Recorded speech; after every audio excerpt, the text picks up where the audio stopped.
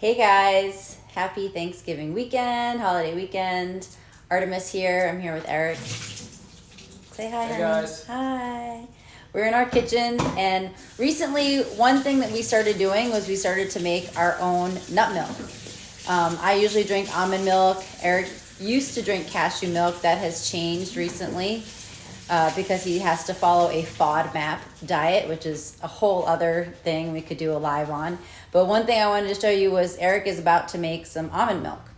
And it's super easy. We bought a Soy Bella milk maker, and all you have to do is soak and you can use seeds. Eric has done hemp and pumpkin seed milk. That's what he's been having recently. And so you can do nuts, you can do any sort of seeds. And so you just have to soak the seeds or the nuts for a minimum of 2 hours, but typically we tend to do it overnight. And what is so great about making your own milk is you know that you don't have all these additives. Like if you go and you buy almond milk in the store, there's just all this extra stuff in it, and there's lots of gums like guar gum. Except for one of the better brands to buy if you're buying it is the Malk milk. But if you want to make it yourself, it's super easy. The other thing that's great about making your own milk is when you soak the nuts overnight or you soak the seeds, they start to sprout. So when you go to make the milk from sprouted seeds or sprouted nuts, then you're getting the nutritional benefits of sprouts, which it just makes it more nutrient dense. So that's another great reason to make your own milk. Yeah, so after I soak the seeds, and almonds should definitely be soaked overnight, whereas like cashews, you can do those more for like a minimum of 4 to 6 hours. But if you come a little bit closer, you can see I've soaked these nuts, and what you really want to do is you see that these nuts still have the skin on them, right? And so when you soak them overnight, which is really cool, before you turn them into almond milk, you just squeeze them, and then you just take off the skin, and now you have an almond.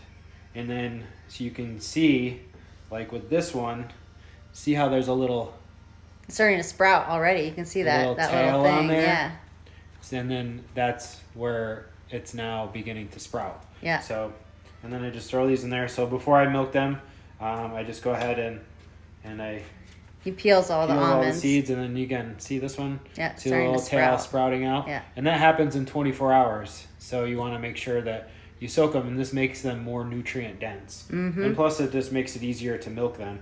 So what I have to do is I have to peel all these first, and then I use the milk maker. Yeah.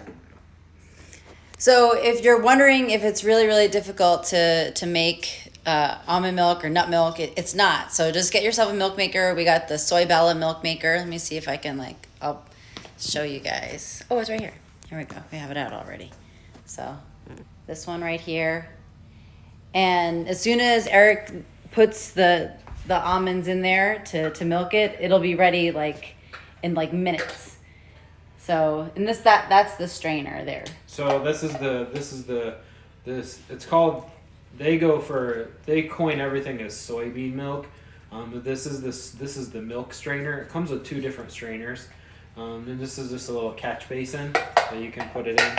So, I don't know if you can see on there, but there's a couple of lines, okay?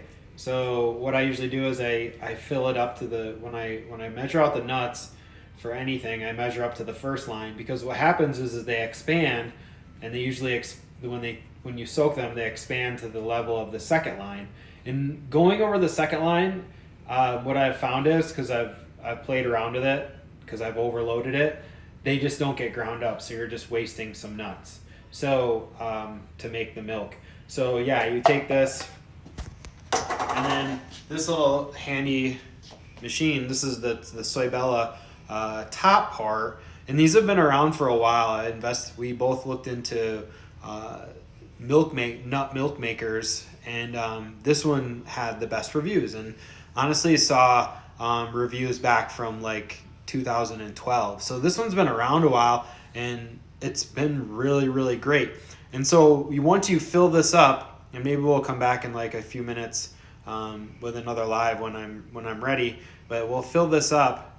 and then you just easily take this and line up the holes, and then I latch it on, and now we're ready to go. And then this is the actual milk basin, and on the inside it's all stainless steel, which is really nice, so you don't get any toxins or PBAs or paraben or phthalates or BCAs. No, not BCAs. BPAs. BPAs. Yeah. So nothing from plastic. It's all stainless steel. And then this just goes in here. You pop it on. You connect the cord. And literally on the top here, there's a mill. And you press this mill button about 5 times. Like, it runs for about 20 seconds, and then you wait, and then it runs again. And you just do that 5 times. And then you have your almond milk. And all the pulp is in the strainer.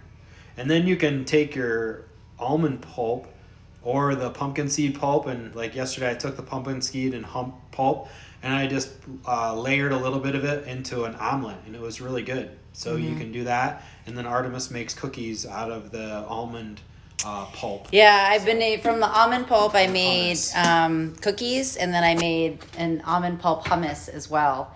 Because chickpeas don't agree with me, so I can't have regular hummus from chickpeas. But I can eat the almond pulp hummus. Is super easy. It's just almond pulp, tahini, and garlic and lemon and olive oil, or you can use avocado oil, and that came out really, really good. So just some of the benefits of, if you're on the fence about making your own nut milk and you like to drink nut milk, but you hate all the ingredients that are in the store-bought nut milk, get yourself a soy Bella machine and just start making your own nut milk. And it yields a lot of volume. Like, how many ounces do we get? We get, every time we make it, when I fill it up to that first line, and then I fill it up to the first line, there's 2 lines in the water in the basin as well. I fill that up to the first line, because the second line, it's not as thick and nice. So I fill that up to the first line, and that yields 32 ounces or a quart. So it's a lot. You get a lot of milk for that many nuts. I think we're probably like the almonds that we buy, the organic almonds that we buy, it was $10 for a bag. I'm probably on our this will be our 4th batch of almond milk that we've made out of that $10 bag. In a month. Yeah. So you figure, I don't know how much a quart of almond milk would cost, but you take 10 divided by 4. We're probably, it's like $2.50 or so, or around a batch. We'd be spending like twice that. Yeah. I think if we were buying it. Yeah. So anyway, so it's worth it. And you got no byproducts in there. No. So, and also Eric and I are having a sale on our one-on-one coaching, 20% off. You just have to fill out our application by the end of the day tomorrow, by 11:59 p.m. Pacific time tomorrow, and you'll get your 20% discount. So get on in that. This is some of the stuff that we talk about with our nutrition coaching clients.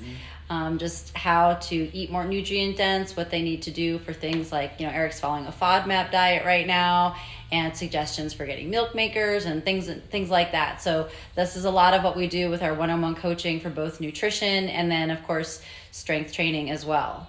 So if you want to train with us, now is the time, because we have never offered a discount off our one-on-one coaching, and we never will again.